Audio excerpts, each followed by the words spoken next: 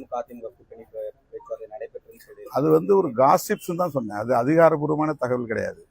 யாரும் தனிப்பட்ட முறையில் அதிகாரப்பூர்வமாக இந்த தரப்பு தலைவரோ அந்த தரப்பு தலைவரோ இப்படி ஒரு முயற்சி எடுக்கிறோம், அதுக்கு நீங்கள் ஒத்துழைப்பு கொடுங்க அப்படின்னு யாரும் நம்மகிட்ட சொல்லலை. நான் மறுபடியும் சொல்கிறேன், இது காசிப்ஸ். எல்லா இடத்துலையும் பேசுறது. அதை வந்து ஒன்றும் ரகசியமாக 1 to 1 யாரும் பேசலை. 2 தனிநபர்களுக்கு இடையில பேசப்பட்ட செய்தி இல்லை. எல்லாம் கும்பலாக இருக்கிற இடத்துல தான் பேசுகிறாங்க. இது மாதிரி பேசுகிறாங்களா உங்களுக்கு தெரியுமா, இப்படி சொல்லிக்கிறாங்களா உங்களுக்கு தெரியுமா அப்படிங்கிற ஒரு காசிப்ஸ் தான். ஒரு கிசுகிசுப்பு அல்லது ஒரு முணுமுணுப்பு, அவ்வளவுதான். அதைத்தான் நம்ம சொல்கிறோம். இது வந்து நாங்கள் மூடு மந்திரமான ஒரு செய்திகள்ல. இது 2 பேருக்கு இடையில தனியாக நாங்கள் ஒரு மூடப்பட்ட அறையில் உட்காந்து பேசுகிறோம். 10 பேர் முன்னால் தான் எல்லாரும் பேசுகிறாங்க. இப்படி பேசிட்டு இருக்காங்களா உங்களுக்கு தெரியுமான்றாங்க. அப்படி பேசுறதே தப்பு, அப்படி பேசுறது நல்லது இல்லைன்னு சொல்கிறோம், அவ்வளோதான். அது நாங்கள் கூட்டணி கட்சி தலைவர்கள் எப்போ வேணாலும் கூப்பிட்டாங்களா. 5ஆம் தேதி போய் சந்திச்சோம், 7ஆம் தேதி போய் சந்திச்சோம், 8ஆம் தேதி சந்திச்சோம். இன்னமும் அந்த கூட்டணியில் இருக்கிறேன்னு தான் நான் சொல்லிட்டு இருக்கிறேன். இப்போ நாளைக்கு கூப்பிட்டா கூட போய் நான் சந்திப்பேன். இதில் என்ன இருக்குது? நாங்கள் வந்து வெறும் தாவேகா ஆட்சி அமைப்பதற்காக மட்டும்தான் எங்களுடைய ஆதரவை நாங்கள் நல்கியிருக்கிறோம்.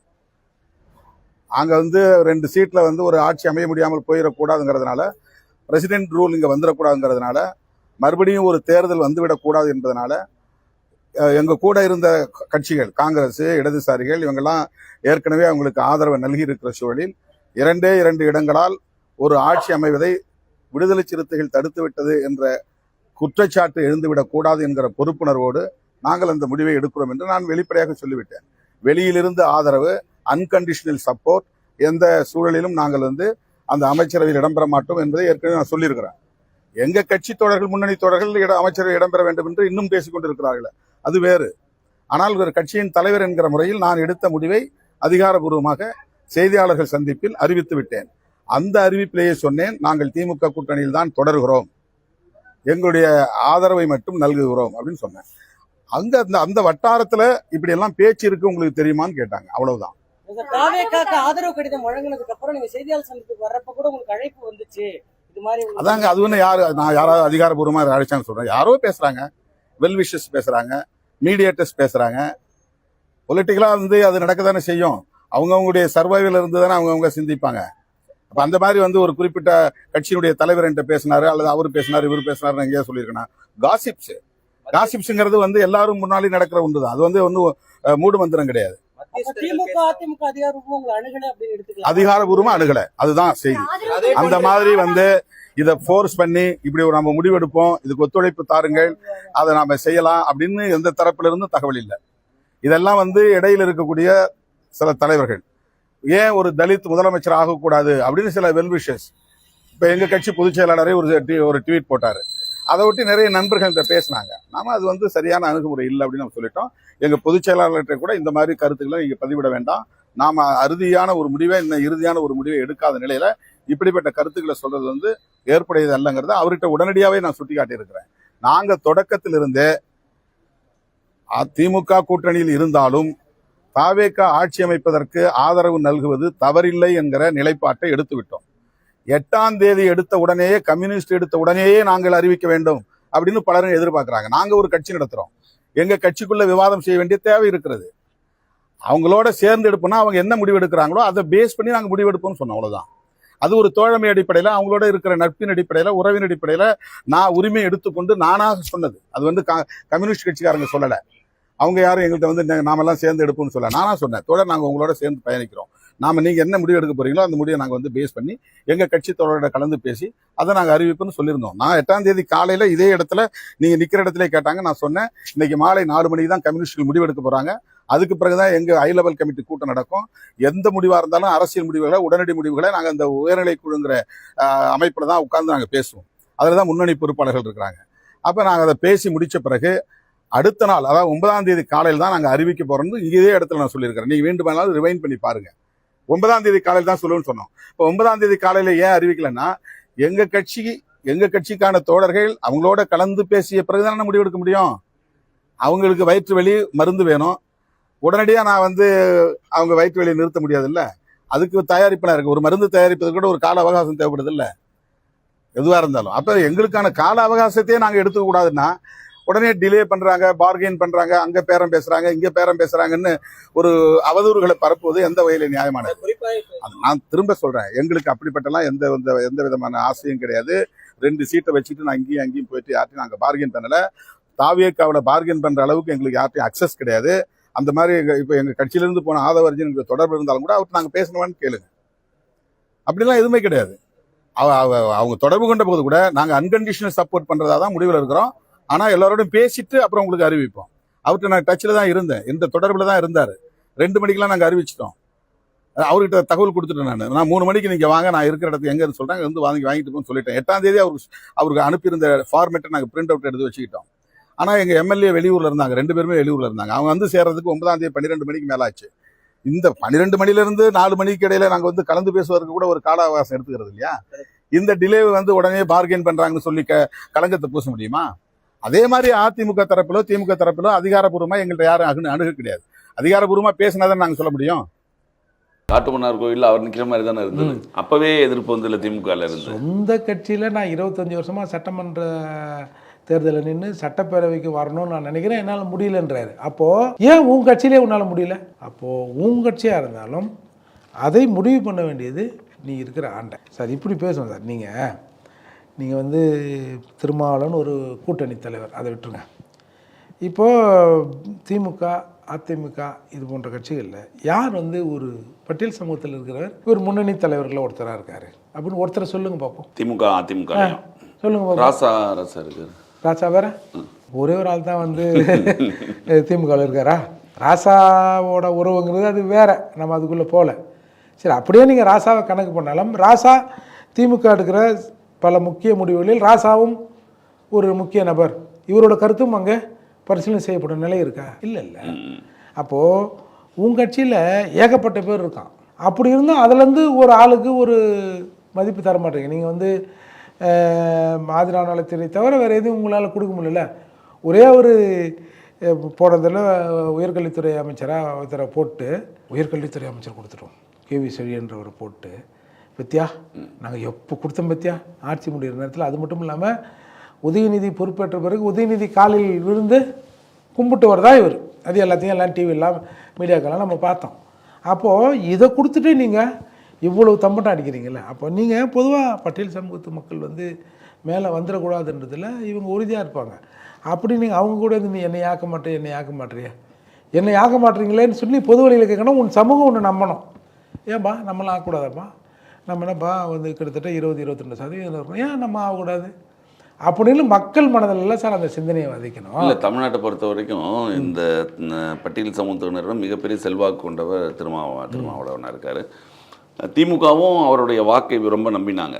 ஆனால் இந்த முறை அந்த வாக்கு அவங்களுக்கு விழுகலை அப்படிங்கிறது என்ன அப்படின்ற காரணம் ஒன்று தெரியல. சார் நீங்கள் இந்த 5 வருடத்தில் ஏகப்பட்ட அட்ராசிட்டி இந்த பட்டியல் சமூக மக்கள் மீதான ஏகப்பட்ட அட்ராசிட்டி, வேங்கையில் பிரச்சனைலாம் இம்பாக்ட் ஆகிருக்கு. நிச்சயமாக அதுவும் வேங்கவே இல்லை. நீங்கள் வந்து சார் குற்றவாளியை நீ கண்டுபிடிக்கலாம் கூட பரவாயில்ல சார், இவன் தான் குற்றவாளின்னு எவன் பாதிக்கப்பட்டானோ அவன் மேலே கேஸ் போடுறதுங்கிறது எவ்வளோ பெரிய ஒரு அட்ராசிட்டி. இது வந்து அரசு சாதி பார்க்குன்னு தானே அர்த்தம். எஸ்சி எஸ்டி பிரிவில் அந்த வழக்கு போட்டுட்டு அந்த வழக்கை நீ வந்து சாதாரண சட்டப்பிரிவுகளில் வழக்காக மாற்றுற. உன்னோட சட்ட அமைச்சர் அங்கே போய் சொல்கிறாரு இந்த ஊரில் கேஸ்ட் டிஸ்கிரிமினேஷனே இல்லை, சாதிய பாகுபாடு அந்த ஊரில் இல்லைன்னு சொல்கிறாரு. இதை விட கேவலம் என்ன இருக்குது? ஒரு சட்டத்துறை அமைச்சர் சொல்லிட்டாரு, ஒரு இன்ஸ்பெக்டர் எப்படி அதை வந்து சார்ஜ் ஷீட் போட்டு அதை ஃபாலோ பண்ணுவார், எப்படி ப்ரொசீட் பண்ணுவார்? அமைச்சரே சொல்கிறாரு சாதி இங்கே இல்லைன்னு, அப்படி சாதி இருக்குதுன்னு நம்ம எப்படியா போடுறது? இந்த நிலை வருமா வராதா? அதால் இது ஒரு மிகப்பெரிய சிக்கல் தான். அதால் இவங்க இருக்கிற வரை இதுக்கான வாய்ப்பே இங்கே இல்லை சார். ஒரு தனி சக்தியாக இவங்க வரணும். நீ தான் சொல்கிறல்ல நான் அம்பேத்கர் ஆட்சி அமைப்போம் அப்படின்னு மக்கள்லாம் சொல்லி திருமாவளவன் ஆக்குவோன்னு நினைக்கிறான். நான் வந்து ஸ்டாலினை முதல்வராக்குவேன், அடுத்து உதயநிதி முதல்வராக்குவேன்னா அப்புறம் உன்னை எப்படி இந்த மக்கள் பார்ப்பாங்க? இன்றைக்கு திருமாவளவன் நேரடியாக சொல்கிறார்ல, நான்லாம் உன்னை வந்து பிஹெச்டி படிக்க வச்சுருக்கிறேன், எல்கேஜி விஜய் அவங்ககிட்ட போயிடாதீங்கப்பா, என்னுடைய விடுதலை சிறுத்தைகள் என்னுடைய தொண்டர்கள் நடிகர் மோகத்தில் போக மாட்டாங்கன்னு நான் நினைக்கிறேன், இப்படி போயிட்டீங்களே அப்படின்னு அவரே புலம்புறாருல. இதுக்கு என்ன காரணம்? இப்போ விஜய் வந்து திருமாவளவனை விட மிகப்பெரிய அறிவாளி, இல்லை திருமாவளவனை விட கொஞ்சம் தெரிஞ்சோ தெரியாமலோ இந்த சமூகத்தில் பிறந்தவர், இந்த பற்றுள்ளவர் அப்படின்னு சொல்ல முடியுமா? ஏன் போகிறான்? நீ சரியில்லை. சரி, புதுசாக ஒரு ஆள் வந்தார்னா அந்த ஆள் ஏதாவது செய்கிறாரா பார்ப்போம். இந்த வாக்குகள் அதிகமாக விஜய்க்கு போனது அப்படின்றது தான் வெளியில் செய்தி. சார் இன்றைக்கி வெளியில் பல பேர் என்ன தெரியுமா சொல்கிறான், இந்த எஸ்சி பசங்க தான் இந்த நாட்டையே கெடுத்துறானுவோம், எஸ்சி பசங்க தான் அந்த நாட்டை கெடுத்து குட்டி சவர் ஆகிட்டானுவன். இவனுங்க வந்து திப்பு திப்புன்னு போய் எல்லாத்தையும் ஓட்டையும் போட்டானுவன். எல்லாரும் போட்டாங்க. பெருவாரியான வாக்குகள் விஜய் வெற்றி பெற்றதில் எஸ்சி வாக்குகள் அப்படின்னு பல பேர் வந்து சோஷியல் மீடியாக்களில் இந்த ஊரையே கெடுத்து விட்டீங்க, தமிழ்நாட்டையே கெடுத்து விட்டீங்க அப்படிலாம் போடுறாங்க. அப்படிலாம் இல்லை சார். இவன் பாதிக்கப்பட்டிருக்கான், எவனாவது ஒருத்தர் ரிலீவ் பண்ணுவானா? திடீர்னு ஒரு கை வருகிற போது சரி இந்த கை நம்மளை தூக்கி விட்றாதா? சினிமாவெல்லாம் வந்து நல்லா நடிக்குது, நல்ல சமதர்மம்லாம் பேசுது, ஒடுக்கப்பட்ட இது அடித்தட்டு மக்களுக்காக நிற்கிற மாதிரிலாம் சீன்லாம் வருது அப்படின்னு ஒரு நப்பாசை. அந்த நப்பாசை ஏன் வருகிறது? ஏற்கனவே இருக்கிறவர்கள் மீது இருக்கிற நம்பிக்கை இன்மை தானே காரணம் அதுக்கு. அப்போ நம்ம இந்த மாதிரியே செஞ்சுட்டு சார் திமுகவை நான் பாதுகாக்க எத்தனை ஆயிரம் உயிர்களை வேணாலும் பலி கொடுக்க தயார் அப்படின்னு நீ சொன்ன பிறகு இந்த ஆள் கூட இருந்தால் எத்தனை திமுகவுக்கு பலி கொடுத்துருவோம் பொழுது அப்படின்னு நினைக்க மாட்டாங்களா? திமுக எதிர்த்து போராட்டங்கள்லாம் நடத்தியிருக்கோம் அப்படின்னு சொல்றாங்க. என்ன தீர்வு, என்ன போராட்டம்னா வேங்கை விலை பிரச்சனைக்கு நாங்கள் வேங்கை வயலில். ஆமாம் சார், இப்போ வேங்கை வயலில் இப்போ எல்லாரும் தான் போனோம். இப்போ நாங்கள் போனோம், எங்கள் பங்குக்கு நாங்கள் செஞ்சோம். அந்த பைப்புக்கெல்லாம் மாற்றி ஒரே பிரச்சனை பண்ணி அதெல்லாம் மாற்ற வச்சோம் சார். எல்லாரும் அவங்க ஸ்ட்ரென்த்துக்கு பண்ணாங்க. திருமாவளவன் கேட்டால் முதல் ஆர்ப்பாட்டம் நாங்கள் தான் பண்ணோம். எங்கே பண்ணீங்க? புதுக்கோட்டையில் பண்ணீங்க. சரி, என்ன டிமாண்ட் வச்சிங்க? உண்மை குற்றவாளிகளை கண்டுபிடிக்கணும்னு சொன்னீங்க. சரி, இன்றைக்கி வந்து எஃப்ஐஆரை மாற்றி போட்டு அந்த தண்ணியை குடித்தவங்களே அக்யூஸ்டுன்னு சொல்லிட்டு சார்ஜ் ஷீட்டை போட்டிருக்காங்க. இப்போ இவங்க தான் உண்மை குற்றவாளி நீங்கள் ஒத்துக்கிறீங்களா? சொல்லுங்கள். ஏன் அப்போவே இதை வந்து ஒரு சிபிஐ விசாரணைக்கு வேணும்னு அந்த ஊர் மக்கள் சொல்கிறாங்க. பரவாயில்ல, எல்லாரும் சொல்கிறாங்க. சொல்லுங்கள். ஆம்ஸ்ட்ராங் படுகொலையில் எல்லாரும் கேட்டாங்க சிபிஐ விசாரணை வேணும். மாயாவதி ஒரு படி மேலே வந்து சொன்னாங்க, மாநில அரசு அதாவது திமுக அரசு இந்த கொலையில் இல்லைன்னா சிபிஐ விசாரணைக்கு உத்தரவிடணும்னு சொன்னாங்க. ஒரு அஜித்குமார் கோவில் காவலாளிக்கு அதுக்கு சிபிஐ விசாரணைக்கு உத்தரவிடுறாங்க. அதை ஒத்துக்கிற கவர்மெண்ட்டு ஒரு தேசிய கட்சியின் மாநில தலைவரை கொண்டுட்டாங்க. அதுக்கு வந்து சிபிஐ விசாரணை நீங்களே உத்தரவிட்டுக்கணும். நீங்கள் உடலை வந்து பிஎஸ்சி சாரா நீதிமன்றம் போகிறாங்க. நீதிமன்றத்தில் சிபிஐ விசாரணை உத்தரவிடப்படுகிறது. நீதிமன்றமே சொல்லிடுச்சு. ஏன் அதுக்கு வந்து பயங்கர காஸ்ட்லியான அட்வொகேட்லாம் வச்சு இல்லை நாங்களே நல்ல நாள் தான் விசாரணை பண்ணுறோம், சிபிஐ தேவையில்லைன்னு எதுக்கு சுப்ரீம் கோர்ட்டில் போய் நிற்கிறீங்க? அப்போ இதையெல்லாம் இந்த மக்கள் பார்க்குறாங்கல்ல. அவங்க அவர் மனைவிக்கு கூட அதிமுக சீட்டு கொடுத்தாங்க. இப்போ இதே வந்து அதே ஒரு பேச்சா வந்தது, விடுதலை சிறுத்தைகளில் கொடுத்துருக்கணும் அப்படின்ட்டு. அதை விட கொடுமை வந்து அந்த அம்மா நின்ன உடனே அதுக்கு நாங்கள் ஆதரவு. சமூக மக்களும் சரி, ஒரு ஜனநாயகத்தை நேசிக்கிற சாதாரண மக்களும் சரி, அந்த படுகொலையை யாரும் ஏற்றுக்கவே மாட்டோம். அவ்வளோ கொடூரமான படுகொலை. அதன் மீது நடத்தப்பட்ட விசாரணைகள், அப்புறம் அதை தொடர்ந்து நம்ம போலீஸ் செஞ்ச விசாரணை எல்லாத்து மேலேயும் ஒரு அதிருப்தி இருந்த நிலையில் கோர்ட்டு வந்து சிபிஐக்கு உத்தரவிடுது. நீங்கள் அதை மறுக்கிறீங்கன்னா அப்பேற்பட்ட ஆளுக்கு போய் அதே தொகுதியில் நின்று ஓட்டு கேட்டால் இந்த ஜனங்க என்ன சார் பண்ணுவாங்க? இது நீ என்ன வேணாலும் செய்வேன், உன்னை நாங்கள் நம்பணுமா? அந்த மாதிரி நம்பிக்கைக்குரிய விதமாக நீ ஒன்றுமே பண்ணலையே. அப்படிங்கிறதால தான் இந்த மக்கள் வந்து அந்த போய் ஓட்டு போட்டாங்க. அதான் நீங்கள் சொன்ன மாதிரி இந்த வாக்குகள் பெருவாரி, ஆனால் முதலே கணிச்சாங்க இந்த வாக்குகள் பூரா அங்கே தான் மாறப்போகுது அப்படின்னு. விடுதலை சிறுத்தைகள் வாக்குகள் பூரா அங்கே மாறுது. முதல் மாநாட்டில் அம்பேத்கர்னு பேரை சொன்னவுடன் 3 நிமிடம் ஆச்சு கைத்தட்டல் அடங்குவதற்கு. விஜய் மாநாட்டில் அதுக்கு என்ன அர்த்தம்? இப்போ அம்பேத்கர் பேரை சொன்னால் எல்லோரும் கைத்தட்டுவாங்களா? இது ஒருத்தர் 2 பேர் தட்டலாம். பெரும்பாலும் யாரும் அதை ஏற்றுக்கிற பக்குவம் இன்னும் தமிழகத்தில் வரல. அம்பேத்கர் ஒரு பொது தலைவருங்கிற சிந்தனை யாருக்கும் வரல. இப்போ எங்காலங்களும் சொல்லுவான், அம்பேத்கர் எங்கள் தலைவர்னு. அப்போ அவங்க தலைவராம்பா கொடுப்பா அப்படின்னு அவங்களும் பொதுமக்களும் அந்த மாதிரி சாதாரண மக்களும் அம்பேத்கர்னா அது புழு கோட்டு போட்டுருப்பாரு, அது அவங்க தலைவர்ன்ட்டாங்க. ஆனால் அம்பேத்கர் அந்த மாதிரிலாம் சிந்திக்கலன்னு வச்சிங்களேன். எல்லாருக்குமான தலைவர் தானே அவர். அப்போவே இது வந்து ஒரு சிக்கலை திருமாவளவன் மனதில் ஏற்படுத்துச்சு. அப்போ அதிலிருந்தாவது கொஞ்சம் ரியாக்ட் பண்ணி இந்த மக்களுக்காக சில விஷயங்களை செஞ்சுருந்தாருன்னா இன்றைக்கு விஜய் ஆட்சி அமைச்சிருக்க மாட்டார். இந்த மக்கள் பெரும்பான்மையாக ஓட்டு போட்டிருக்க மாட்டாங்க. அப்போ தப்பெல்லாம் நம்ம பண்ணிவிட்டு அவன் போயிட்டான்னா அவன் போக தான் செய்வான். இன்றைக்கி போயிருக்கான், விஜய் பின்னாடி எல்லோரும் ஓட்டு போட்டதாக சொல்கிறோம். கொஞ்ச நாள் பார்ப்பாங்க. இப்போ இந்த ஆட்சியிலும் சில அட்ராசிட்டி நடக்குது, விஜய் ஒன்றுமே செய்யலைன்னா திரும்பவும் அடுத்து எவனா ஒருத்தன் வரான்னு வச்சுங்க புதுசாக ஓடத்தான் செய்வாங்க. அது மக்கள் மேலே தப்பு இல்லையே, நம்ம மேலே ஒரு மாற்றம் வேணும் அப்படின்னு எதிர்பார்த்த நேரத்தில் ஒருத்தர் வந்திருக்காரு. சார் நான் வந்து தொடர்ந்து அழுத்தத்தில் இருக்கேன். நான் விடுதலை வேண்டேன். எனக்கு ஏதாவது எங்கேயாவது ஒரு ஒளிக்காட்டு தெரிஞ்சா சரி இவராவது நம்ம வாழ்க்கையில் வெளிச்சத்தை ஏற்றிடுவான் அப்படின்னு போகிறது இயல்பு தானே. அப்போ நீங்கள் அதுக்கான உங்களோட 2 திராவிட கட்சிகளும் செய்த தவறு புதுசாக ஒருத்தருக்கு வழிவிட்டுருச்சு. ஆமாம், அப்படி சொல்லலாம் இல்லையா? 2 திராவிட கட்சிகள் விட திராவிட கட்சிகள் ஹோல் அத்தாரிட்டி திமுக தானே. ஆமா, திமுக மீது இருக்கிற வெறுப்பு தானே ஒன்றும். ஆமா, அதிமுக முழுக்க திராவிட கட்சின்னு சொல்ல பேர் இருக்கு, ஆனா அப்படி சொல்ல முடியாது. அவர் எடப்பாடி கிட்ட போய் திராவிடம் அது யாருன்னா படிச்சவங்க அவரே சொல்லிட்டாரு அப்படின்னு அவரே சொல்லிட்டாரு. அதால இந்த திராவிட சித்தாந்தம் அழியக்கூடாது, திராவிட சித்தாந்தத்தை காப்பதற்கு எனக்கு பின்னால் இது என்ன ஆகும்னு பார்த்தேன். ஸ்டாலின் இருக்காருன்னு வந்து நம்ம வைகோ சொன்னார்ல, திராவிடத்தை காப்பாற்றுறது தானே. திராவிடத்தை காப்பாற்றுவதற்கு ஸ்டாலினுக்கு பிறகு உதயநிதி இருக்காரு அப்படின்னு சொல்கிறாங்க இல்லையா. அதால் முழுக்க இது வந்து திமுக மீது இருக்கிற எரிச்சல் தான் சார். அதிருப்தின்றதை விட எரிச்சல் தான். அதிருப்தினா இவ்வளோ கடுமையாலாம் இருந்திருக்காது, கொஞ்சம் பேர் அதிருப்தி இருப்பான்.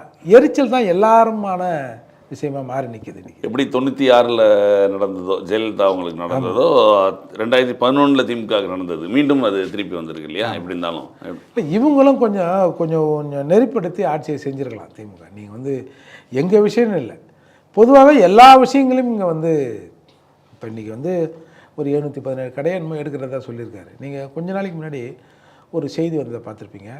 இந்த ரயில்வே ஸ்டேஷன் இருக்குல்ல, ரயில்வே ஸ்டேஷன் பக்கத்திலே ஒயின் ஷாப் பல இடங்கள் இருக்குது. அதை வந்து எடுக்க சொல்லி பல முறை அரசுக்கு வந்து RPF வந்து அறிக்கை அமைச்சிருக்கு. இந்த ரயில்வே ஸ்டேஷன் பக்கத்தில் இருக்கிறதால குடிச்சிட்டு அப்படியே வந்து ட்ரெயினில் ஏறிடுறான், அதால் சில சட்டத்துக்கு புறமான வேலையெல்லாம் ட்ரெயினில் நடக்குது அப்படின்னு RPF பல முறை தமிழக அரசுக்கு அறிவுறுத்தியும் நீ எடுக்கலைன்னா அப்புறம் என்ன சார் நீ. இப்போ இன்றைக்கி நெடுஞ்சாலைகளில் கடை வைக்கக்கூடாதுன்னு சொன்னதுனால வச்சாங்க. அது வந்து பாமக வந்து சொல்லிச்சு. கோர்ட் நீதிமன்றத்துக்கு போய் ஒரு உத்தரவு வாங்கிட்டு வந்தோடனே ஒன்று பின்பக்கமாக வாசலை வச்சுட்டாங்க. இப்போ இத்தனை கடைகள் குறைவதால் வந்து ஒன்றும் பெருசாக வியாபாரம் குறைஞ்சது போகிறதில்ல. 2 கிலோமீட்டரில் வாங்குறவன் 3 கிலோமீட்டர் வாங்க போகிறோம், 4 கிலோமீட்டர் போய் வாங்குவான். 2 கிலோமீட்டர் 2 இடத்துல செக் போஸ்ட் இருக்கும், மாட்டிருப்பான். 4 கிலோமீட்டர் 4 இடத்துல செக் போஸ்ட் இருக்கும். இது அரசுக்கு ஒரு வகையில் வருமானம் தான். ஐயோ நான் வீட்டு பக்கத்தில் இருந்தால் வாங்குவேன், வீட்டு பக்கத்தில் இல்லைன்னா நான் வாங்க மாட்டேன் அப்படிலாம் எவனும் யோசிக்க மாட்டான். சரி, ஒரு மேனக்கட்டு ஒரு ஆட்டோவோ ஒரு நடந்தோ சரி போகிறது தானே மிச்சம், வரும்போது எப்படியோ போதில் உருண்டு பிறண்டு வந்துட போகிறோம் அப்படின்னு போகிறவங்களும் இருப்பாங்க. பூரண மதுவிலக்கு தான் வந்து இதற்கு ஒரே தீர்வாக இருக்கும். இப்போ இந்த கொரோனா காலத்தில் வந்து கடையெல்லாம் மூடி இருந்தாங்க, எவனா போய் தேடி கதவு தட்டினானா என்னவோ ஒருத்தன் 2 பேரும் அங்கே பழகிடும். இப்போ நீங்கள் நீண்ட இடைவெளிக்கு பிறகு கருணாநிதி வந்து திரும்பவும் இந்த சாராய கடைகளை திறக்க முற்பட்ட போது ராஜாஜி நேரடியாக போய் ஒரு தலைமுறை குடிக்காம இருந்திருக்குது, திரும்பவும் அவங்களுக்கு குடிவாசத்தை காட்டி கொடுத்துறாத கருணாநிதி அப்படின்னு கேட்டதெல்லாம் வரலாறு இருக்குது இல்லையா. அதால் நாம் படிப்படியாக இவங்க மூடுவோன்னு எல்லாரும் சொன்னாங்க. இவங்க முதல் படி மூடி இருக்காங்க. இது எந்த அளவுக்கு சக்ஸஸ் ஆக போகுது அப்படிங்கிறத நாம் வந்து பார்க்கணும். ஏன்னா இந்த துறைக்கு அமைச்சர் வந்து ஆதவ அர்ஜுன். உங்களுக்கு ஆதவ அர்ஜுனை பற்றி நம்ம சொல்ல வேண்டிய அவசியமே இல்லை, தமிழ்நாட்டுக்கு எல்லாருக்குமே தெரியும். அவங்க வந்து கையில் எடுப்பாங்களா கோணியில் கட்டி அடிப்பாங்களான்னு, அதை இப்போ நம்ம பொறுத்து இருந்து தான் பார்க்கணும். பட் இருந்தாலும் இந்த இனிஷியேட் வந்து ஒரு மக்களுக்கு வந்தவனே விஜய் மூட்டார்ப்பா அப்படிங்கிற ஒரு சிந்தனையை இன்றைக்கி ஏற்படுத்தியிருக்கு. சார், இப்போது தமிழகத்தை பொறுத்த வரைக்கும் ஒரு புதிய ஆட்சி வந்திருக்கு. அந்த புதிய ஆட்சியை பல பேர், அதாவது விஜய் தலைமையில் இருக்கிற ஆட்சியை பலர் கொண்டாடுறவங்க தனியாக இருந்தாலும் பல பேர் கொண்டாடாவிட்டாலும் திமுக ஆட்சியை விட்டு போனதில் பல பேர் சந்தோஷமாக இருக்காங்க. ஏன் அப்படின்னா அது நடைபெற்ற பல்வேறு செயல்கள். ஆனால் அவங்க மிகப்பெரிய தைரியமாக இருந்தாங்க. நம்ம 200 சீட்டில் ஜெயிச்செல்லாம் நிறைய திட்டங்கள் நாங்கள் செஞ்சோம், அது மாதிரி மக்களிடம் போய் சேர்ந்துருக்கு அப்படின்னு. அதையும் மீறி இவர்கள் இப்படி இவ்வளவு தோல்வி எழுதுறதுக்கு என்ன காரணம்னு நினைக்கிறீங்க? நீங்கள் சொன்ன மாதிரி பெரிய திட்டங்கள்லாம் செஞ்சோம், அதை தாண்டி ஒரு 10,000 கோடி நாங்கள் இதற்கான ப்ராஜெக்ட் வேல்யூ 10,000 கோடி செலவு பண்ணி எலெக்ஷனுக்கு. ஆமாம், 10,000 கோடி செலவு பண்ணி நாங்கள் நான் தோற்றுருவோமா அப்படின்ற மாதிரிலாம் செய்திகள்லாம் நீங்கள் பார்த்துருப்பீங்க. அவங்க அந்த ஸ்டாட்டிஸ்டிக்ஸ் நிறுவனத்தை வச்சு பண்ணதாலாம் வந்தது. அதில் தான் அவங்க வந்து இருந்தாங்க. பொதுவாக இந்த தேர்தல் முடிவுங்கிறது யாருமே எதிர்பார்க்காது. இன்றைக்கி வெற்றி வாகை சூடி இருக்கிற விஜய் அவர்கள் கூட இப்படி நம்ம ஜெயிப்போமா இன்னைக்கு இந்த மெஜாரிட்டியை நிரூபிச்சாச்சு நினச்சிருக்க மாட்டார் சார். விஜய் கடைசி நாள் ஓட்டு போடுகிற வரை காங்கிரஸ் தன் கூட வந்துடும், இல்லை வேறு ஏதாவது கட்சிகள் இந்த தீய சக்தியிடமிருந்து வேறு கட்சி ஏதாவது கூட்டணியிலேருந்து வந்துடும் தான் அவர் நினச்சார். அதுக்கு என்ன அர்த்தம்? அவருக்கு இந்த அளவுக்கு வரும் என்ற கான்ஃபிடென்ஸ் யாருக்குமே இல்லை. இப்போ பல கருத்து கணிப்பு நிறுவனங்கள் கூட விஜய் ஒன்றும் பெருசாக வந்துடுவாரலாம் இன்னும் சொல்லலையே. போட்டிங்கிறது திமுகவை பிடிக்கலன்னா அதிமுகவுக்கு போட்டுருவாங்க மக்கள் அப்படிங்கிற ஒரு மனநிலையில் தான் இருந்தாங்க. பட் ஆனால் திமுக என்கிற அந்த 5 ஆண்டு கால ஆட்சியில் ஏற்பட்ட அதிருப்தி கண்ணாமண்ணு எல்லாரையும் சாச்சிடுச்சு. ஆனா வெளியில தெரியல அவ்வளோ பெரிய அதிருப்தி, அலையா அடிக்கிற மாதிரி தெரியல இல்லையா சார்? இவங்க வந்து கிட்டத்தட்ட ஒரு 30,000க்கு மேற்பட்ட வாட்ஸ்அப் குரூப் வச்சுருக்காங்க. நீங்கள் ஆரம்பத்திலே பார்த்தீங்கன்னா விஜய் வந்து ஒரு புதிய ஃபோர்ஸாக வராருன்னு நம்ம நாட்டில் இல்லை, வெளிநாட்டில் இருந்து பக்கத்தில் இருக்கிற ஒரு கண்ட்ரிலேருந்து ஒரு 30,000 பேர் 40,000 பேர் ட்வீட் போட்டதெல்லாம் நம்ம பார்த்தோம், ப்ரொமோட் பண்ணதை பார்த்தோம். அன்றைக்கே வந்து அப்போ இதுக்கு என்ன அர்த்தம்? இப்போ இவ்வளோ பேர் வந்து வெளிநாட்டில் பங்களாதேஷில் வந்து விஜய்க்கு ஆதரவா? இவங்க ஒரு செட்டப்பை உருவாக்குறாங்க. நீங்கள் ஒரு எஸ்எஸ் சந்திரன் படம்னு நினைக்கிறேன், அந்த படத்தில் அவர் பொலிட்டிஷியனாக இருப்பார். ஏதாவது பேசுனாருன்னா டேப் ரெக்கார்டரில் இந்த கைத்தட்டுற மாதிரி ஒரு சவுண்டு வச்சுருப்பாங்க, பேசிட்டு டக்குன்னு அதை போடுவார். உடனே கைத்தட்டல் சத்தம் கேட்ட உடனே ஜனங்க யாரோ கைத்தட்டுறாங்கன்னு சொல்லிட்டு கூட இருக்கிறவனும் எதிரில் நிற்கிறவனும் கைத்தட்டோம். அந்த மாதிரி இவங்க திட்டமிட்டு அதில் வந்து நம்ம வந்து தாவேக்காவை இந்த டெக்னிக்கலை சரியாக பயன்படுத்தி இருக்கிறார்கள் அப்படி தான் நம்ம சொல்லணும். ஏன்னா அதற்கு உதாரணம் ஒரு பொண்ணு சொல்லுது, அரசாங்கத்தில் பணம் இல்லை, பணம் இல்லைனா என்ன, எங்கள் அண்ணன் அவர் வீட்டிலேருந்து கொடுத்துருவாரு அப்படின்னு ஒரு படித்த புள்ள சொல்லுது. இதை விடமா அப்புறம் நான் அக்காவாக இருக்கிறேன் தங்கச்சியாக இருக்கிறேன், சரி அது ஒரு எமோஷனலில் சொல்கிறாங்க. சில பெண்கள் தன் கணவரை வைத்துக்கொண்ட என் புருஷனை விட விஜய் தான் எனக்கு பிடிக்கும், சரி அதெல்லாம் கூட ஒரு எமோஷன் ஒரு நடிகர். ஏன்னா இது ஒன்றும் தமிழ்நாட்டுக்கு புதுசு இல்லை. ஏன்னா ஒரு 50-60 வருஷம் கழிச்சும் தமிழ்நாடு மக்கள் இப்படி தான் இருக்கிறாங்க அப்படின்னு நாம் வந்து நினைக்க வேண்டியிருக்கு. ஒரு காலத்தில் வந்து எம்ஜிஆரின் திரை போஸ்டர்களை கிழிச்சு வந்து செவுத்துலேருந்து கிழிச்சின்னு வந்து கீழே போட்டு பெண்கள் மேலே படுத்துப்பாங்க, மேலே படுத்துப்பாங்க, நைட்டில் தூங்குவாங்க. வேற எதுவும் ஆமாம், நாம் பார்த்தது எம்ஜிஆர்.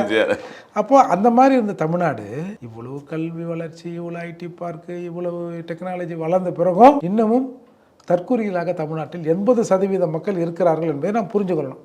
இல்லை அட்லீஸ்ட் ஒரு பாதிக்கு பாதியாவது, ஒரு 35% ஓட்டு வாங்கியிருக்காருல்ல, அதில் பாதி பேர் வந்து இந்த மாதிரியான ஒரு சிந்தனையில் தான் இருக்கிறாங்க அப்படின்னு தான் நாம் எடுத்துக்கணும்.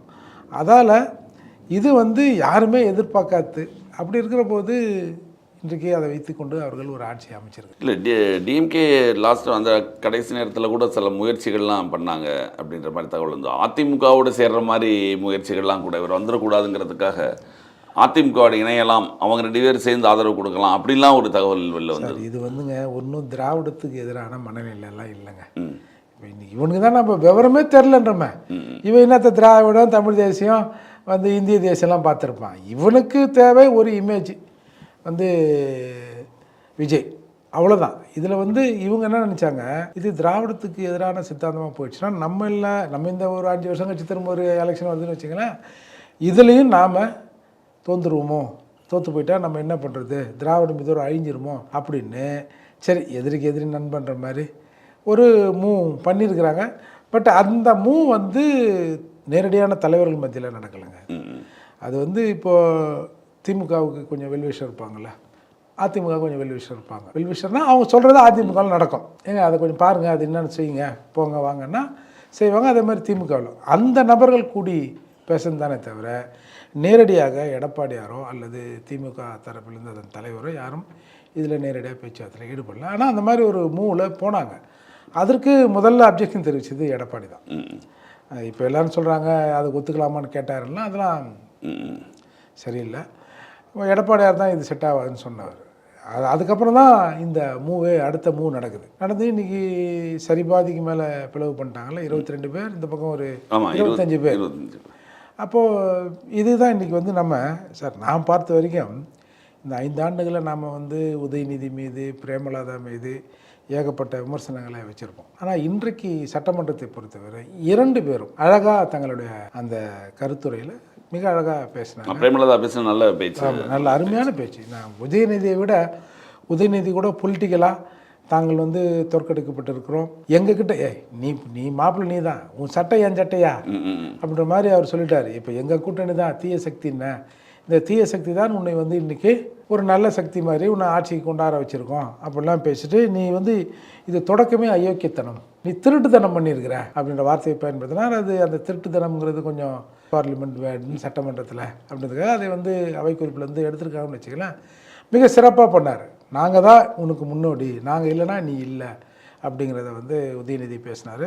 அதை விட சிறப்பு வந்து பிரேமலதா அவர்கள் இப்படி பேசுவார்னு யாருமே நம்ம எதிர்பார்க்கல. அந்த ஒரு அந்த ரத்தன் பண்டிட்டை சேர்த்தது. ஆமாம், நீ வேணா நீ உனக்கு வச்சுக்கோ, ஒரு இளைஞர்கள் மத்தியில் நீ என்ன சொல்ல வர, இதுக்கு நீ பதில் சொல்லி ஆகணும். எப்படி வந்து அரசாங்க ஜோடிற மாதிரி தானே அரசு சிறப்பு அதிகாரினா என்ன புரிதானே? இப்போ சார் இப்போ முழுக்க ஏற்கனவே சொன்னாங்க, விஜய் வந்து லெஃப்ட்டில் படுக்கணுமா ரைட்டில் படுக்கணுமான்னு கூட ஜோசியர்கிட்ட தான் பண்ணுறாங்க. வந்து ஓரளவுக்கு கணிக்க முடியும். இவர் வந்து ஒவ்வொரு ஸ்டெப்பையும் லெஃப்ட் திரும்பவா ரைட்டு திரும்பவா, இப்போ லெஃப்ட்டு காலை வைக்கவா ரைட்டு காலை வைக்கவான்லாம் கேட்குற அளவுக்கு ஜோசியத்தில் வந்து ரொம்ப ஈர்ப்பாயிட்டார். அது ஒரு அழுத்தம் ஜோசியர்களுக்கு, அந்த ஜோசியருக்கு அழுத்தம்லாம் செய்தி வந்ததை பார்த்தோம். இப்போ ஒன்றும் ஜோசியம் ஒன்றும் ஆகாதது, அது தமிழகத்துக்கு எதிரானதெல்லாம் இல்லை. இப்போ நீங்கள் கருணாநிதி அவர்கள்கிட்ட சொல்லுவாங்க, கருணாநிதி அவர்கள்கிட்ட ஒரு ஜாதகத்தை கொடுத்தோம்னா அவரே கணிச்சு சொல்லிடுவார் பலன்களை. அப்புறம் என்ன அர்த்தம், அவர் ஜோசியம் படித்தவரா? அந்த ஜோசியத்தை பார்த்து கேட்டு அதில் ஒரு பாண்டித்யம் அவருக்கு வந்திருக்குது. இப்போ நீங்கள் உதயநிதி பார்த்துருப்பீங்க. உதயநிதி கையெழுத்து போடுகிற போது சட்டமன்றத்தில் போய் வந்து இப்படி பார்ப்பார், டைமை பார்க்க வேண்டிய அவசியம்னா அது சென்டிமெண்ட் அது ஒன்று. ஆமாம், நல்ல நேரம் தானே. இப்போ நீங்கள் கடைசி அமாவாசை அது அன்றைக்கி உதயநிதி பொறுப்பேற்றது. ஏன் அந்த நெருக்கடியில் போய் அன்றைக்கி போய் பொறுப்பேற்றாங்க? நல்ல நாள், இதை விட்ட வேறு நாள் இல்லை அப்படிங்கிறது தான். அப்போது எல்லாருமே ஜோசியம் பார்க்குறவங்க தான் தமிழ்நாட்டில். அது ஜெயலலிதாவிலேருந்து அம்மையார்லேருந்து சசிகலாவிலேருந்து எல்லாரும். ஜெயலலிதா அவங்களாம் வெளிப்படையாக தெரியும், இவங்க திமுகவில் தெரியாது சார். இப்போ இன்றைக்கு சோஷியல் மீடியாவில் எல்லாம் வருது இல்லை, ஒரு 10-15 ஐயர் மாதிரிலாம் நின்று கும்பகலசத்தோடு கருணாநிதி பக்கத்தில் நின்றுதும் உதயநிதி பக்கத்தில் நின்றுதும், ஏன் வந்து சாய்பாபா அவர்கள் வீட்டுக்கு வரும்போது காலத்தொட்டு கும்பிட்டதும் இது எல்லாருக்குமே தெரியுது. இப்போ வந்து நம்முடைய முன்னாள் முதல்வர் உதயநிதி ஸ்டாலின் அவர்களின் மனைவியார் எல்லா கோயிலுக்கும் போகிறாங்க, யாகம் பண்ணுறாங்க. இது எல்லாருக்கும் தெரிஞ்சு தரேன் சார். இதானே சார் சனாதனம்? ஒரு சிஸ்டம் அப்படியே பாதுகாக்கப்படணுன்றது தான் சனாதனம்னு சொல்கிறீங்க. இப்போ நான் கூட ஒரு வீடியோ பார்த்தேன், நீ வச்சுக்கிற பொட்டு சனாதனம், நீ மொண்டாட்டி கட்டிக்கிற தாலி சனாதனம், உன் மனைவி போட்டுக்கிற வளையல் சனாதனம், நீ வச்சுக்கிற அந்த செகப்பு போட்டு சனாதனம்னு ஒருத்தர் பேசுகிறாரு. அப்போ இதெல்லாம் இதுக்குள்ளே தானே வருது. இதெல்லாம் யாரும் வந்து சுத்தமாக முடக்கிட்டு போகிறதில்லை. இப்போ வந்து வீரமணி அவர்கள் ஒரு தடவை தாலி அறுப்பு போராட்டம் வச்சார், ஏப்ரல் 14 வச்சார். அப்போ நம்ம கூட மிக கடுமையான கண்டனங்களையும் தெரிவித்தோம். நீ தாலியை இருந்து எடுத்து போடு, இல்லை ஒன்றுக்கு மேலே 4 தாலி கட்டிக்க, கையில் ஒன்று கட்டு, காலில் ஒன்று கட்டு, பெண்களுக்கு என்ன வந்து கழுத்தில் தான் தாலி இருக்கணுமா, இடுப்பில் கூட கட்டிக்க, ஒன்றும் பிரச்சனை இல்லை.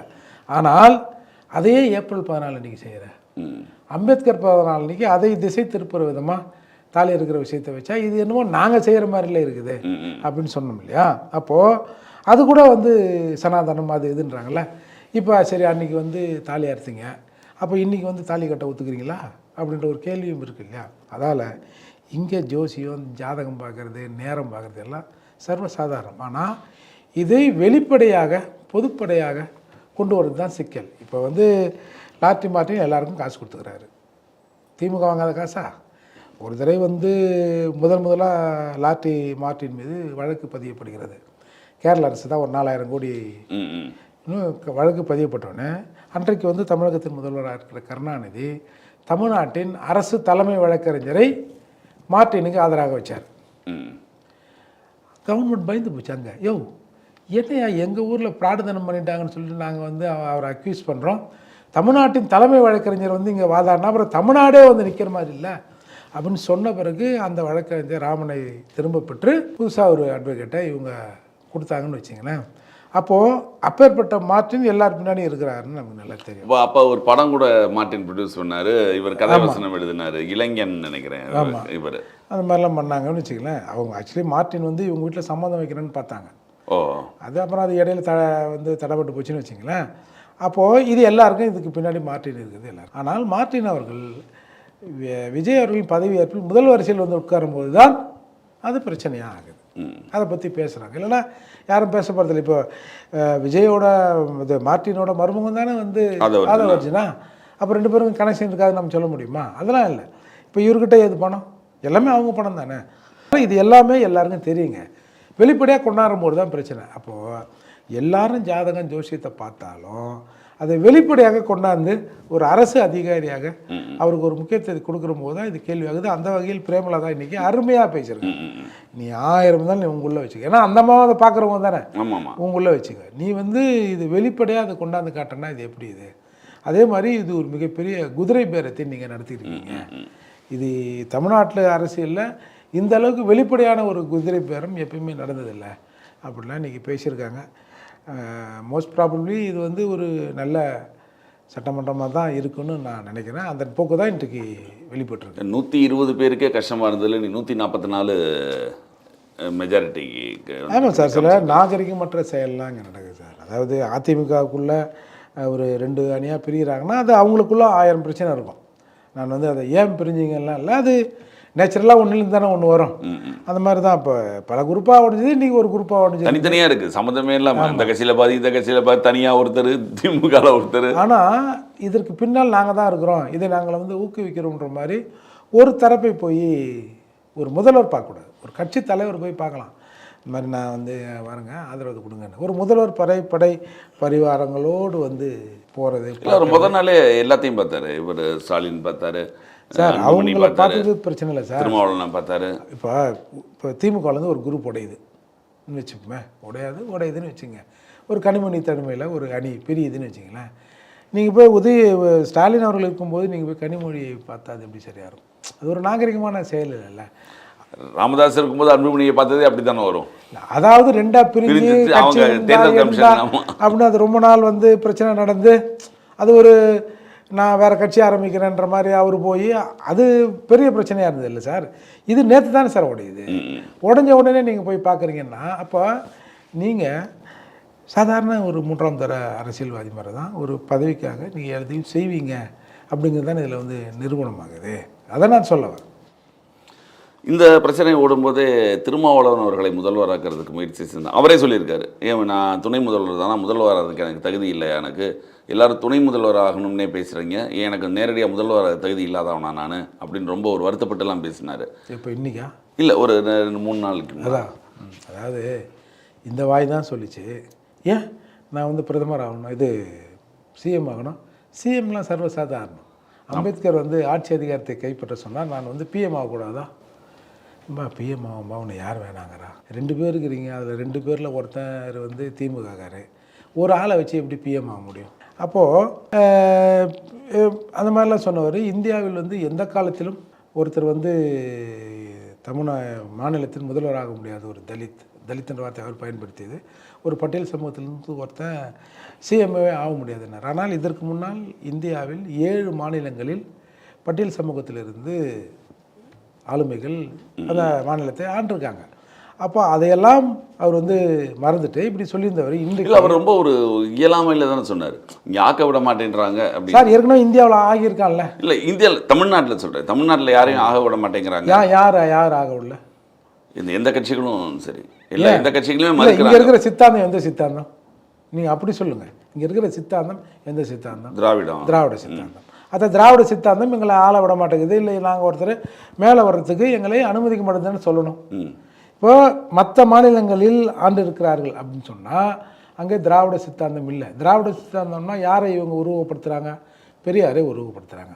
வேறு எந்த மாநிலத்திலும் பெரியார் சிந்தனைகள் இல்லை. அதால் ஒரு பட்டியல் சமூகத்தில் இருக்கிற கீழே இருக்கிறவங்க மேலே வர முடியுது. இங்கே பெரியார் சிந்தனை இருக்கிறதால கீழே இருக்கிறவங்க மேலே வர முடியல. அப்போது பெரியார் சிந்தனைங்கிறது எஸ்சிக்கு எதிரான சிந்தனை அப்படி சொல்லலாமா? இல்லை, அவங்க தானே சொல்கிறாங்க பெரியார் சிந்தனையை பற்றி. அவங்க என்ன சொல்கிறாங்கன்னா, இங்கே இருக்கிறவங்க எல்லாமே வேட்டி அதாவது உடுப்பு போட்டதே பெரியார் சிந்தனையினால தான் இங்கே இருக்கிறவங்க. அதுக்கு முன்னாடி மூக்கால் சாப்பிட்டு இருந்தாங்க, பெரியார் வந்த பிறகு தானே வாயால் சாப்பிட்றாங்க. நான் பல இடத்துல சொல்லியிருக்கேன், இந்த திராவிடம் வருவதற்கு முன்னால் இன்றைக்கு தமிழகத்தில் இருக்கிற பல்வேறு கல்லூரிகள் பள்ளிகள் இங்கே வந்திருக்கு. கிட்டத்தட்ட 150 ஆண்டுகளுக்கு முன்னால் இங்கே பள்ளிக்கூடங்கள் தொடங்கப்பட்டது. அதால் கல்விக்கும் இவங்களுக்கும் வேட்டிக்கும் சட்டைக்கும் இப்போ எங்கள் ரெட்டமலை சீனிவாசன் கோட் செட் போட்டுங்கிறாரு, அந்த காலத்தில் டை கட்டுறாரு. இதெல்லாம் வந்து பெரியார் தான் போட்டு கொடுத்தாரு அவருக்கு. ரெட்டமலை பெரியாரை விட ரெட்டமலையார் சீனியரு. மதுரை பிள்ளை பெரும்பாலுமான அந்த பட்டியல் சமூக தலைவர் அந்த காலத்தில் கோட்டு செட்டு போட்டுருந்தான். நாங்கள் இன்றைக்கி கைட்டு இருக்கணுமா, அதை கைட்டு நீ தான் நாங்கள் சொல்லலாமா? உன் திமிரு கோட்டு செட்டு போடுவியா, அதனால தான் நீங்கள் வந்து எங்கள் கோட்டையெல்லாம் நீங்கள் கழட்டினீங்க அப்படின்றதுக்காக திருமாவளவன் எங்கள் கோட்டை கட்டினவங்களுக்கு நான் கோட்டை போட்டு விட்றேன் அப்படின்னு ஒரு பேரணி வச்சாருன்னு கூட நான் சொல்லட்டுமா? அப்போ ஏன் அந்த தேவை ஏற்பட்டது? நீங்கள் பழைய காலத்து தலைவர் எல்லாரையும் பாருங்கள் சார், எல்லாருமே கோட்டு சுட்டோட தலைப்பாயாக கூட இருப்பாங்க. ஏன் அப்புறம் இந்த நிலை மாறிச்சு? இப்போ நாங்கள் வந்து ஆளுக்கு ஒரு 2000 3000 கொடுத்து இப்போ கோட்டு போட்டுவாங்கப்பா, ஒரு பேரணி வைக்கணும் இந்த நிலைக்கு ஏன் இந்த மக்கள் தள்ளப்பட்டார்கள்? இந்த மக்களின் ட்ரெஸ் கோடு நாங்கள் இப்போ வழியை கொண்டு போய் கையில் கொடுக்குற மாதிரி இருக்குல்ல, ஏன் இது? அது காரணம் நீங்கள் தான் சொல்லலாமா? அப்போது இந்தியாவில் அதை எடுத்து தானே திருமாவளவன் போராடுங்கிறார் விடுதலை சிறுத்தைகள் அதற்காக தானே போராடுது, சமூக நீதிக்காக தானே போராடுறோன்றாங்க. சார் இது எப்படி சார் ஒருத்தன் நம்மளை கொலை பண்ணுறான், கொலை பண்ணுறவங்க கூட நின்று நான் வந்து கொலையாளிக்கு நீதி வாங்கி தருவேன்றது எப்படி சரியாக இருக்கும்? ஆம்ஸ்டாங் படுகொலை நடந்தது. ஆம்ஸ்டாங் படுகொலையில் எவன் கொலை செய்தார்களோ அவர்கள் கூட நின்றுங்கன்னு இல்லை ஆம்ஸ்டாங் கொலைக்கு நீதி வேணும் அப்படின்னு கேட்டால் எப்படி சார் சிரிப்பாக இருக்காது? இது அது மாதிரி தான் சார் இது. அப்போது இங்கே அவர் இன்றைக்கி வந்து சொல்கிறாரு, நான் என்ன சொல்கிறேன், அந்த தகுதியை அந்த இடத்திற்கு நாம் போகணும் சார். நாம் வந்து 2 பேர் எம்எல்ஏ வச்சுருக்கோம். அதில் 2 ஒரு ஆள் வந்து நான் காங்கிரஸ்ல சீட்டு கிட்டால் யார்ப்பா எனக்கு தரணும்னு கேட்குற அளவில் இருக்காரு. ஆமாம், அவருக்கு ஏதாவது ரொம்ப வயசானவர் பாவம், அவரால் நடக்கவே இளைய பெருமாளோட பையன் ஜோதிமணி, அவரால் நடக்கவே முடியல. இன்னொருத்தர் ஒரே ஒரு வேட்பாளராக ஜெயிச்சிருக்காரு, இன்றைக்கி எம்எல்ஏவாக இருக்கார். ஒரு எம்எல்ஏ வச்சுக்கின்னு ஆமாம் ஒரு எம்எல்ஏ வச்சுக்கின்னு ஏன் எனக்கு தகுதி இல்லையானா இந்த நீ எப்போ கட்டுறோம்? இப்போ கூட ஒன்றும் இல்லை, ஒரு 44 ரிசர்வ் தொகுதியில் நின்று ஒரு 30-40 பேர் வென்று வருவோம். வந்த பிறகு ஏவோ நம்ம இல்லாமல் ஆட்சி அமைச்சிருவோம் பார்த்துருவோம். அந்த நிலைக்கு இல்லை நம்ம வரணும். இல்லை அவர் ரிசர்வ் தொகுதியே தேவை. ரிசர்வ் தொகுதி நான் பொது தொகுதியில் எங்களுக்கு நிப்பாட்டணும் சார். பொது தொகுதி தான் இந்த பொது மனப்பான்மை இங்கே இல்லைன்ட்டேன். இங்கே தமிழகத்தில் பொதுவாக இருக்கிற மக்கள் ஒரு பட்டியல் சமூகத்தில் இருக்கிறவன் ஒருத்தரை முதல்வராக யாரும் ஒத்துக்கலை அப்படின்னு நீ சொல்கிறல்ல, அப்போ ரிசர்வ் தொகுதின்னு ஒரு வாய்ப்பு இருக்குல்ல. ரிசர்வ் தொகுதியில் வந்து போய் பொதுவானவர்கள் யாரும் நிற்க முடியாதுல்ல. பொதுவானவர்கள் எங்கே வேணாலும் நிற்கலாம், ரிசர்வ் தொகுதியில் பட்டியல் சமூகத்துக்காரன் தான் நிற்க முடியும். நீங்கள் ஒரு 44 இடத்துல நிப்பாட்டுங்க, ஒரு 40 இடம் ஜெயிங்க, அப்புறம் பாருங்களேன் உங்களை கேட்காம எவன் ஆட்சி அமைக்கிறான்னு. அப்போ நீங்கள் டிமாண்ட் பண்ணுங்கள், நான் வந்து துணை முதலமைச்சர், இல்லை நான் 2 வருஷம் நீ 2 வருஷம் அப்படின்னு சொல்லுங்கள். இல்லை அந்த சீட்டு ஒதுக்குறதுலே தான் பிரச்சனைங்கிறாரு. இங்கே சீட்டு இப்போ 8 சீட்டு, இப்போ 8க்கே இவ்வளோ பிரச்சனையாச்சு சார். நீ ஏன் சார் நீ இன்னொருத்தங்கிட்ட போய் கேட்குற? அதாவது அடிமையின் விடுதலையை ஆண்டைகள் தீர்மானித்து தான் வரலாற்றில் எங்கேயுமே இல்லை. ஒரு ஆண்டை நம்மக்கிட்ட இருக்கிற அடிமை கொஞ்சம் விடுதலை ஆகட்டும் அப்போல்லாம் எவனும் பார்க்க மாட்டான் சார். ஒரு உதாரணம் சொல்கிறேன்.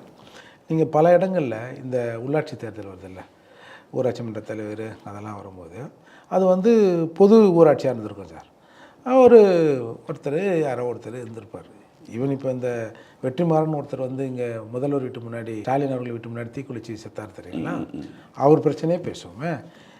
அது வந்து ஒரு கம்யூனிஸ்டுக்காரர் தான் அங்கே வந்து தலைவராக இருக்கிறாரு. அது வந்து தனித்தொகுதியாக மாறுது. அந்த ஊராட்சி தனித்தொகுதியாக மாறின உடனே வெற்றிமாறன் அதுக்கு போட்டி போடுறாரு. அவரும் அவங்க மனைவி சௌரி அம்மாலும் போட்டி போடுறாங்க.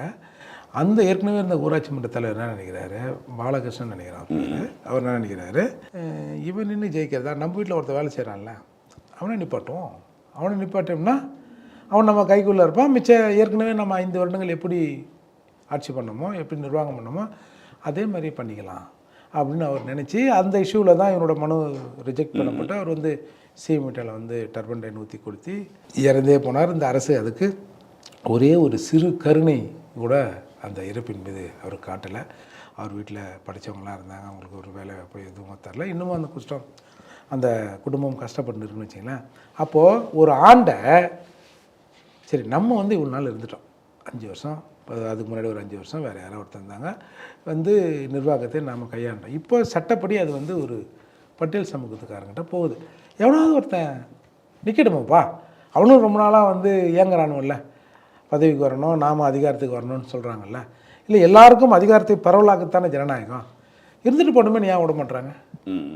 அப்போது ஒரு ஆண்டை எப்படி ஒரு அடிமைக்கு வந்து விடுதலை கொடுப்பான்? ஒரு அடிமைப்பட்டு இருக்கிற சமூகம் அதுலேருந்து காலையிலேருந்து ஒருத்தன் வரட்டுமாப்பா, அவங்க ஊரும் கொஞ்சம் டெவலப் ஆகணுமான்னு எப்படி ஒத்துப்பாங்க? அப்போது நீ இந்த மாதிரி ஆண்டை கட்சிகளான திமுக கிட்ட இருந்துக்கின நீ வந்து இல்லை நீங்கள் எங்களை ஆக்குனா அது எப்படி சாத்தியம்? அந்த கோரிக்கையே தப்பு. இப்போ அவர் சொல்கிறார்ல, எங்கள் மக்கள் ஊமை மக்கள், என்ன கோரிக்கை கூட வைக்க வேண்டும் என்று தெரியவில்லைன்றார். உனக்கே தெரியலையே இந்த கோரிக்கை போய் எங்கே வைக்கணும்னு தெரியாமல் திமுகவில் வைக்கிறேன். அப்போது இது சாத்தியமில்லாததை சாத்தியப்படாதவங்கள்ட்ட போய் இவர் கேட்குறாரு. இதுக்கு வேறு மாற்று வழிகள் தானே யோசிக்கணும். அது மட்டும் இல்லாமல் இப்போ இந்த டாக்கில் வந்து நம்ம இருக்கிறதே 2 என்னை வந்து நான் ஆகக்கூடாதா, நான் ஆகக்கூடாதா நீ 5 வருஷத்துக்கு முன்னாடி கேட்டிருக்கணும். அது ஒரு பெரிய தாக்கத்தை தமிழகத்தில் உண்டு பண்ணியிருக்கோம். அதற்கான வேலைகளையும் நம்ம செய்ய வேண்டிய நிலையில் இருப்போம். வந்து மறைந்த கன்சராம் சொல்லுவார், தமிழ்நாட்டில் இருக்கிற தலித் தலைவர்கள் திராவிட இயக்கங்கள் காலை நக்கி குடிக்கிறாங்க, பூட் லிக்கர்ஸ்ன்னு சொல்லுவார், காலை நக்கி குடிப்பவர்கள். அப்போ நக்கி குடிக்கிறவனை எப்படி சார் வந்து சிஎம்மாக உட்கார வச்சுட்டு ஐயா சொல்லுங்க ஐயான்னு இவங்க கேட்பாங்க? கண்டிப்பாக. தற்கால அரசியல் நிகழ்வு பற்றி எங்கள் விவாதத்திற்கு மிக்க நன்றி சார். நிகழ்ச்சியில் கலந்து கொடுத்த மேலான கருத்துக்களை தெரிவித்ததற்கு நன்றி.